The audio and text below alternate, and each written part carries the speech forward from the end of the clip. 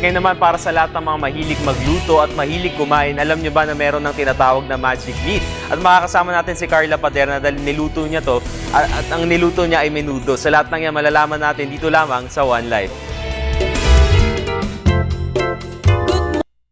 Gusto nyo bang lutuan ng espesyal na pagkain ang iyong pamilya? Kaya lang you're on a food budget. Tamang-tama, mukhang matutulungan ko kayo mga boss dahil meron akong isang na-discovering food supplement o pwede ding meat substitute.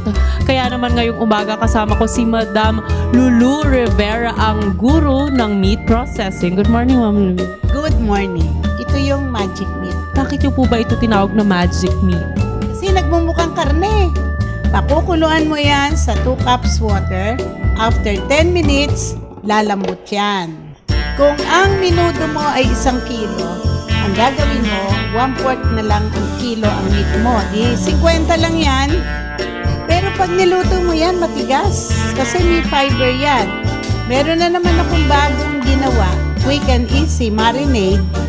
Lulunawin mo to sa 1/2 cup water. Babad mo ng 15 minutes. So, proceed na tayo. Saute the garlic and onion. Lalagay natin itong baboy na binabad sa magic marinade. Lagyan natin ng konting soup stock.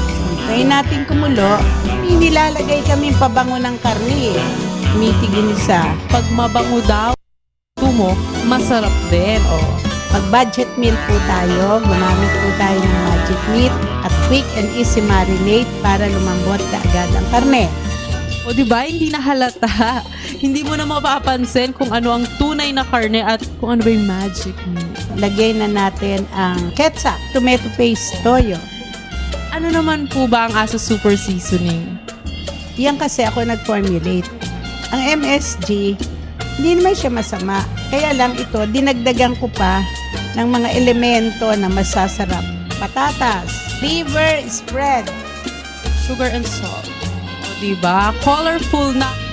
Hindi halata. Misal na kung nakamix siya sa karne, malilito ka. hindi halata.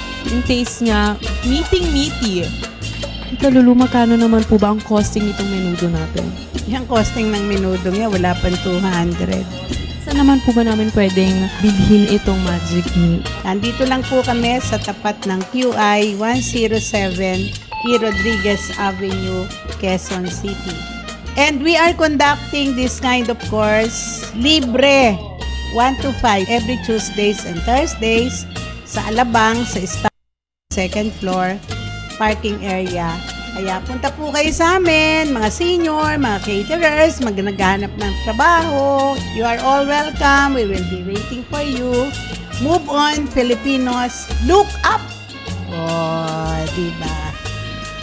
Maraming salamat po. Ayan mga boss, pwede na kayo magluto ng masasarap o masarap na ulam sa inyong pamilya na swak sa inyong budget, swak pa sa panglasa ninyo. At ito po ulit si Carla Paderna for One Life.